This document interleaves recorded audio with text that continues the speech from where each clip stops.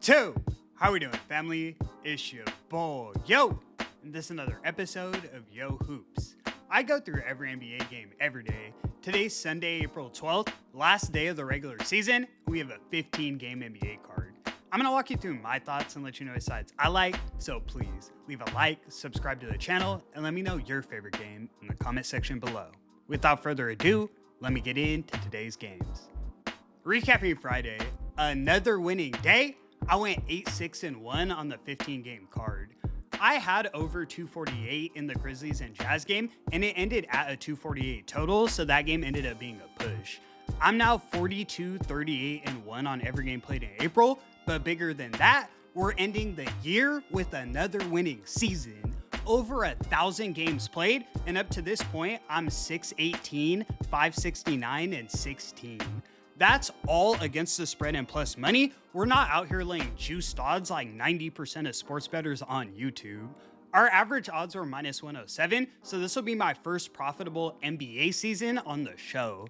I profited over the entire MLB season last year, so we'll have 2 out of 3 profitable seasons on YoHoops.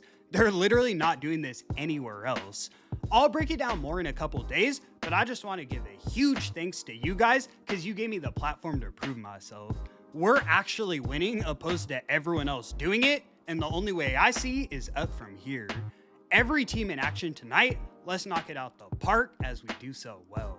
In our first matchup of the evening, we have the Atlanta Hawks in Miami taking on Miami Heat.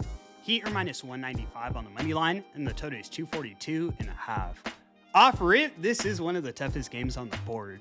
The Heat can still move up to 9th in the standings, and the Hawks can move down to 6th, so we should expect both teams to be locked in. The tricky part is the Hawks injury report. At full strength, I really like the way they're playing, but they've got a handful of guys on the IR tonight. CJ McCollum, Jalen Johnson, Dyson Daniels, Nickeil Alexander-Walker, and Okongwu are all listed as questionable. Like I mentioned, they definitely want to win this game, so I'd be surprised if everyone sat, but it's not an easy ask heading into Miami, even if just Jalen sits. I see it as a competitive bout, but for me, it comes down to the fact that we've been able to trust Miami at home. Now 22-18 against the spread, I say Heat culture prevails in a must win. I'm taking the Heat laying the 4.5 as my first selection of the evening. Up next, we have the Brooklyn Nets in Toronto taking on Toronto Raptors. Raptors are minus 10,000 on the money line, and the total is 219. I mentioned that the Hawks can still move down to 6th in the East, but that would be predicated on the Raptors winning this game. They're 1 game behind Atlanta, but lucky for them, they're playing against the Nets' 3rd string. Everyone's out for Brooklyn, and we know Toronto can get a blowout win because they just did it to the Heat in back-to-back games. This is a step down in competition. 23.5 is the most points the Raptors have ever laid, but in this spot, it's probably warranted. I'll lean to the Raptors laying the 23.5 as my next selection of the evening. Up next, we have the Charlotte Hornets in New York taking on New York Knicks. Hornets are minus 850 on the money line, and the total is 217.5. The Hornets are only 1 game ahead of the Heat, so they need to win this one. Fortunately for them, the Knicks are locked into the 3rd seed, so they're sitting almost all of their starters. Jalen Brunson, Josh Hart, OG Anunoby, and Karl-Anthony Towns are all ruled out.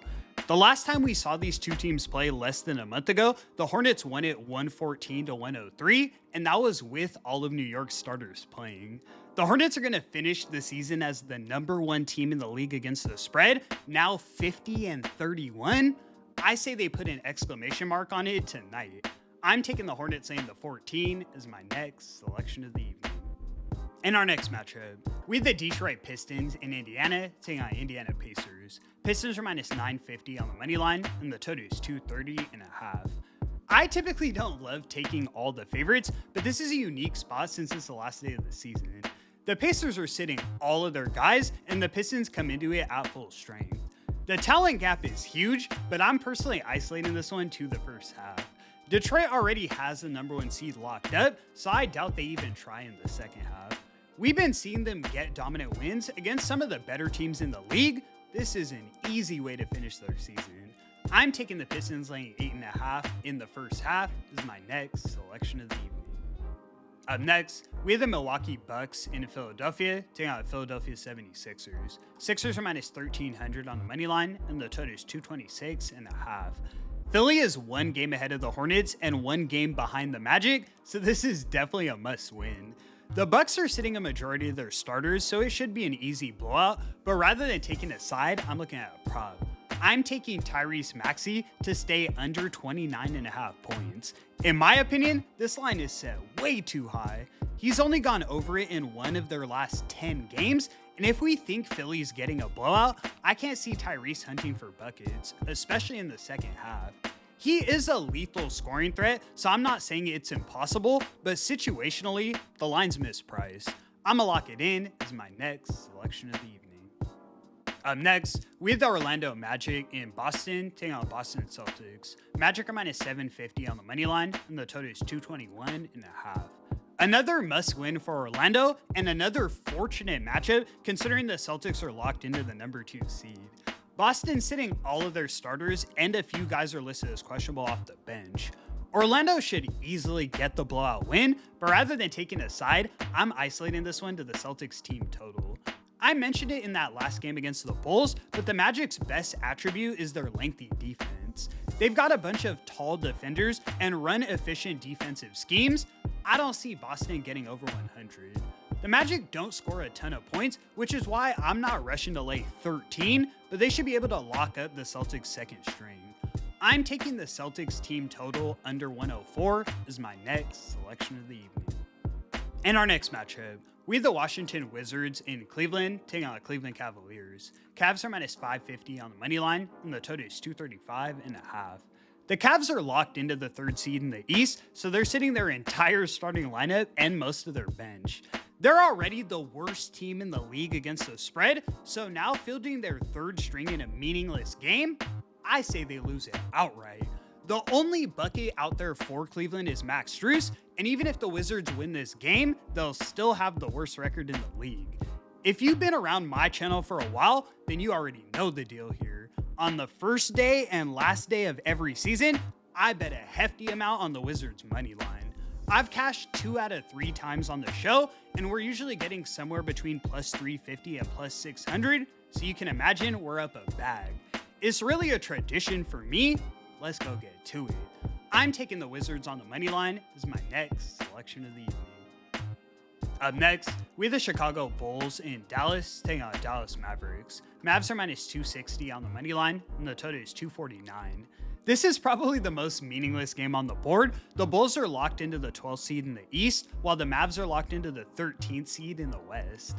At this point, it's just about building trade value for your assets, and the guy I've seen stepping up recently is Trey Jones. He's really been the silver lining for the Bulls. Ever since he got the starting nod, he's out there averaging 20 and 5 in his last 10 games. He is a shorter point guard, and Cooper Flagg's playing tonight, so I'm looking at his assist prop. I'm taking Trey Jones to go over 5.5 assists. He's cleared it in 7 of his last 10 games, and like I mentioned, he's outsized tonight, so he should be finding ways to set his guys up. I'ma lock it in as my next selection of the evening. In our next matchup, we have the Denver Nuggets in San Antonio taking on San Antonio Spurs. Spurs are minus 575 on the money line, and the total is 232.5. This game actually has some interesting playoff implications. If the Nuggets lose and the Lakers beat the Jazz, Denver will fall to the 4th seed in the West. That makes a big difference for the Spurs, because that means if they win here, they would play the Lakers instead of the Nuggets in the 2nd round. Obviously, you want to play the 8th seed, then the banged up Lakers, so I expect the Spurs to be locked in tonight. On the other side, I would assume the Nuggets want to stay in 3rd, but they had their entire starting lineup and bench ruled out. Jokic is listed as questionable, but his points prop is set at 14.5, which really makes me think this is going to be a blowout. I wouldn't be surprised if this one ends right on the number, but San Antonio's played so well all year that they've earned my trust laying an extended spread. I'm taking the Spurs laying the 11 as my next selection of the evening. Up next, we have the Golden State Warriors in LA taking on LA Clippers. Clippers are minus 260 on the money line, and the total is 226. The Clippers are currently tied with Portland, but the Blazers have the tiebreaker, so they'd need to lose against the Kings tonight, which is probably not happening. The Clippers are more than likely stuck in ninth, so there's not a ton of motivation, even though it is possible. The biggest factor for me is the fact that the Warriors are getting back healthy. Steph, Horford, and Porzingis are all playing tonight. This will more than likely be a play-in matchup in the West, so whoever wins tonight will have a little bit of a psychological edge heading into Tuesday. I see it as a competitive matchup, so I'm not rushing to the window with it, but if you're giving me 6 points in my back pocket with Steph and his bigs, I have to take it.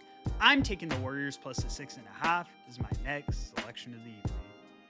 Up next, we have the Memphis Grizzlies in Houston taking on Houston Rockets. Rockets are minus 950 on the money line, and the total is 226.5. The Rockets are locked into the 5th seed in the West, so they're sitting all of their starters tonight. It's basically the same thing for the Grizzlies, so we're seeing both teams' reserves in this one. I don't see any real edge in terms of a side, but I'm looking at the total. Going through both lineups, there's almost no defenders on the floor.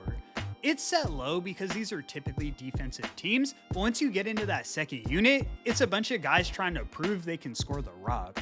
This one opened at 223, and it's been moving up all afternoon. Someone knows something. I'm taking the Grizzlies and Rockets over 226.5 as my next selection of the evening. In our next matchup, we have the New Orleans Pelicans in Minnesota taking on Minnesota Timberwolves. Wolves are minus 235 on the money line, and the total is 237. Shout out to the Wolves because they actually secured the number 6 seed. We'll definitely be seeing them in the playoffs, but since they can't move up or down, they're sitting all of their guys tonight. The Pelicans are playing banged up themselves, but we've seen that all season, and they've been able to get covers against some of the best teams in the league. Now 45 and 35 ATS. They've still got Jeremiah Fears, Derek Queen, and Jordan Poole. I can see them getting a blowout win against the Wolves' 3rd string. It would benefit New Orleans to build some hype around these guys heading into next year. Why not let them loose? I'm taking the Pelicans plus a 5.5 as my next selection of the evening. Up next, we have the Phoenix Suns in Oklahoma City taking on Oklahoma City Thunder. Thunder minus 250 on the money line, and the total is 213. Both teams are locked into playoff seeding, so they're both sitting a majority of their starters.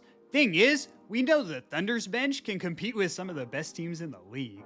They did end up getting blown out in that last game, but they had it competitive for 3 quarters in the Mile High City. The Suns aren't the deepest team to begin with, so with Booker and Dylan Brooks out, they're getting cooked. I'm taking the Thunder laying the 6 as my next selection of the evening. In our next matchup, we have the Sacramento Kings in Portland taking out Portland Trail Blazers. Blazers are minus 1900 on the money line, and the total is 226. I mentioned it earlier, but if the Blazers win this game, then they secure the 8th seed in the West. They'll still have to get through a play-in game, but still impressive to see. I expect them to get the dominant win tonight, but I'm definitely not rushing to the window to lay 18 points. That's winning every quarter by more than 4, and the Kings still have a few guys in. Rather than taking a side, I'm looking at a prop. I'm taking Danny Advia to go over 6.5 assists. He's gone over this line in 5 of his last 10 games, and since the Blazers have such a talent advantage, I don't think he needs to force up a ton of shots. He's usually running the offense, so 7 isn't a big ask. I'm gonna lock it in as my next selection of the evening. Up next, we have the Utah Jazz in Los Angeles taking out Los Angeles Lakers. Lakers are minus 1,000 on the money line, and the total is 235.5. I spoke earlier about how I believe the Spurs are beating the Nuggets, so all that needs to happen is the Lakers to win this game to secure the 3rd seed in the West. Ultimately, that works against the Lakers because they'll have to see the Spurs in the 2nd round and the Wolves in the 1st round, but I doubt they try and lose this one. With Luka and AR out, I'm in no hurry to lay 14, but I'm looking at a prop. All of the Lakers' recent wins have been combinations of LeBron James going off and solid team defense, so in my opinion, the Jazz player props are set too high. I'm taking Bryce Sensabaugh to stay under 23.5 points. He has been playing well, but at the end of the day, he averages 14 points and we're in LA. The Lakers have held their last 3 opponents to under 103. I don't see anyone on the Jazz scoring 20. I'ma lock it in as my last and final selection of the season. And that's going to conclude today's video. Thank you so much for tuning in, guys. Another winning season in the books, but let's cap it off with a winning day. I'm going to have a full recap in a couple days and start knocking the MLB out the park. But until then, I really appreciate all the support so much. We really did that. I do this every day for free, so please leave a like and subscribe to the channel. It's your boy, Yo! And until the next one, I'm gonna catch y'all. Peace.